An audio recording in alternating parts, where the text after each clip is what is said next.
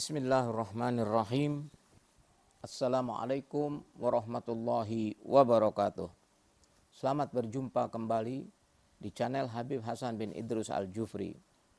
Kali ini, saudara sekalian, saya ingin menyampaikan beberapa kisah di mana mungkin dari kita belum banyak yang tahu bahwa di dunia ini ada 4 bayi yang bisa bicara. Siapa aja itu? Bayi yang bisa bicara adalah Nabi Allah Isa bin Maryam. Karena pada saat itu Maryam mengandung tanpa sentuhan seorang laki-laki. Maka dia sangat ketakutan dan dia sangat malu. Bagaimana dia menghadapi kaumnya ketika dia melahirkan seorang anak tanpa sentuhan laki-laki. Dia bilang, Inni nadartu lirrahman sauman falan ukallimal yauma insiya. Saya bernazar kepada Allah untuk tidak berbicara kepada manusia.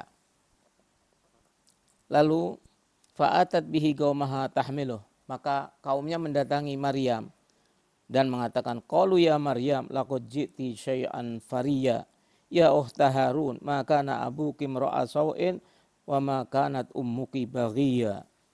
Hai Maryam, kenapa kamu berbuat keji sedangkan ibumu bukanlah seorang yang brutal. Hai saudara Harun, bukankah orang tuamu orang tua yang baik dan ibumu adalah manusia yang taat? Fa'asyarat ilaih, lalu Maryam memberikan isyarat kepadanya, yang ditunjuk adalah bayinya. Mereka mengatakan, qalu kaifa nukallifu man kana fil mahdi sabiyya. Kaifa nukallimu man kana fil mahdi sabiyya.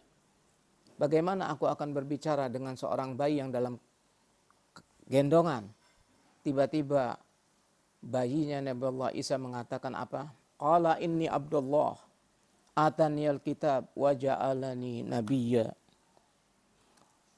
Dia bilang, sesungguhnya aku adalah hamba Allah yang kepadaku diberikan Alkitab dan dijadikannya aku seorang nabi. Di situ baru orang-orang itu percaya bahwa Isa bin Maryam adalah seorang nabi. Karena kalau bukan bayi yang bicara, orang nggak percaya. Kalau bayi yang bicara kan satu keanehan.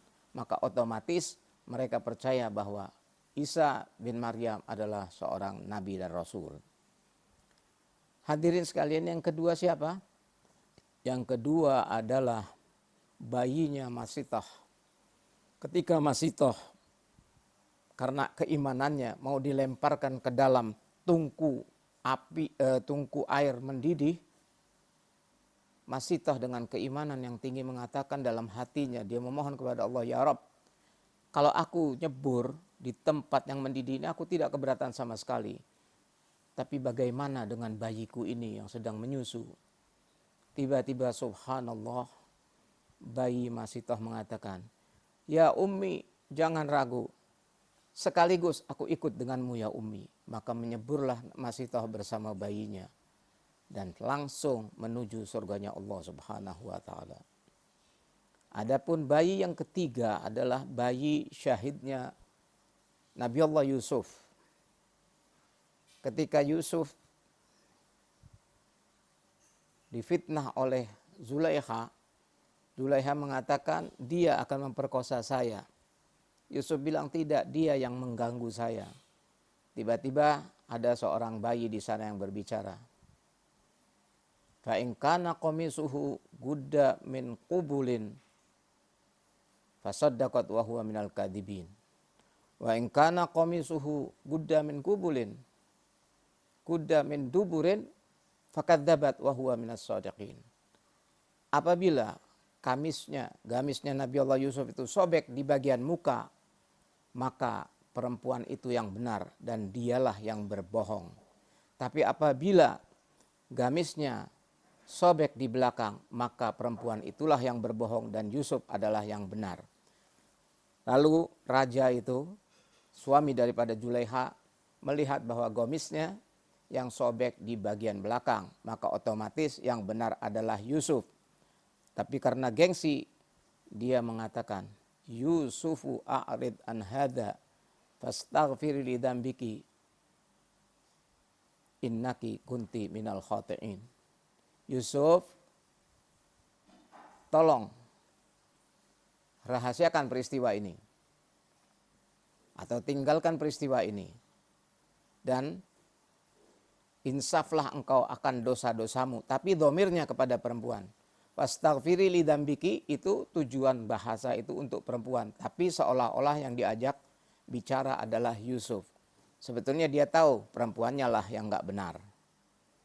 A'rid an hadza wastaghfiri li dzambiki innaki kunti minal khati'in. Sesungguhnya engkau adalah seorang yang berdosa. Tapi domirnya perempuan walaupun yang diajak bicara adalah Yusuf. Hadirin sekalian, dan yang keempat. Yang keempat, bayinya adalah bayinya Jurej. Jurej adalah seorang wali Allah. Ini kembali ada kaitannya dengan dahsyatnya kedudukan seorang ibu. Suatu hari Jurej ini sedang sholat sunnah. Ibunya memanggil, Jurej, Jurej, Jurej. Sampai 3 kali Jurej tidak membalas. Karena dia sedang sholat. Di hatinya mengatakan, ya Allah, apakah sholatku atau ibuku? Dia berpikir sampai 3 kali. Akhirnya dia belum menjawab. Ibunya tidak sabar. Ibunya melontarkan sumpah. Wahai Jurej, satu saat engkau akan mendapatkan fitnah yang keji. Subhanallah, ma'asyiral muslimin. Kutuk seorang ibu ketika sudah keluar dari mulutnya, maka diijabah oleh Allah subhanahu wa ta'ala. Padahal Jurej ini seorang wali. Satu hari kewalian Jurej ini sangat terkenal di kotanya. Sehingga penguasa setempat mengadakan sayembara. Siapa yang bisa menggoda Jurej mendapatkan hadiah. Karena Jurej berkali-kali dicoba, digoda, diapain, tidak pernah bisa. Tiba-tiba datang seorang pelacur mengatakan, aku sanggup menggoda Jurej. Dengan hadiah berapa? Dikasihlah hadiahnya. Bagaimana ciri kau sanggup menggoda Jurej? Apa tandanya? Beri aku waktu 6 bulan atau 9 bulan. Aku pulang dari sana, aku akan mengandung anaknya Jurej. Subhanallah, saudara sekalian, perempuan itu menggoda Jurej. Tetap Jurej teguh dalam pendiriannya. Dia tetap taat kepada Allah subhanahu wa ta'ala. Si perempuan kecewa. Tapi sekaligus dia takut. Bagaimana untuk membuktikan ke penguasa yang sudah memberikan uang kepadanya. Kalau dia sudah berhasil menggoda Jurej. Keluar dia dari tempatnya Jurej. Dia berjalan. Di dalam perjalanannya, subhanallah, dia bertemu dengan seorang petani. Maka digodalah petani itu sama dia. Karena ini perempuan sangat cantik dan petani adalah manusia biasa, langsung tergoda.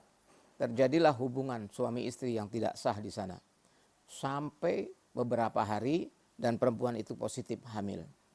Setelah positif hamil, perempuan itu mengadu kepada penguasa, kamu beri saya waktu, lihat, saya akan melahirkan anaknya Jurej. 1 hari sampai hari yang ditentukan, perempuan itu pun melahirkan. Keluarlah seorang bayi. Dan dia mengatakan, inilah bayinya Jurej. Lalu penguasa itu menyeret Jurej ke hadapannya dan mengatakan, kau jangan pura-pura sebagai orang alim dan wali. Buktinya kau sudah melacur dengan ini perempuan. Inilah bukti daripada hasil perselingkuhan kalian berdua. Ini anak ada di sini. Lalu Jurej memohon kepada Allah, ya Rabb, selamatkan saya dari fitnah keji ini. Maka dibukalah pusar bayi itu. Ditunjuklah oleh Jurej. Ya gulam, anak siapa engkau sesungguhnya? Ibnu man anta. Ditunjuk pusarnya, maka bayi itu mengatakan, saya anak fulan bin fulan. Yaitu disebutkan sama dia. Dia adalah anak petani yang pernah bergaul dengan perempuan ini. Ma'asyiral muslimin rahimakumullah. Walaupun Juraij selamat, tapi dia tetap terkena fitnah duluan. Karena apa? Karena kutuk seorang ibu. Maka dahsyatnya ibu enggak ada tandingannya, ma'asyiral muslimin rahimakumullah. Maka itu sekali lagi, barang siapa yang masih punya ibu, senangkan hati ibumu.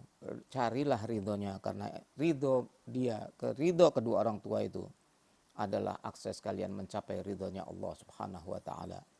Billah taufik wal hidayah. Wassalamualaikum warahmatullahi wabarakatuh.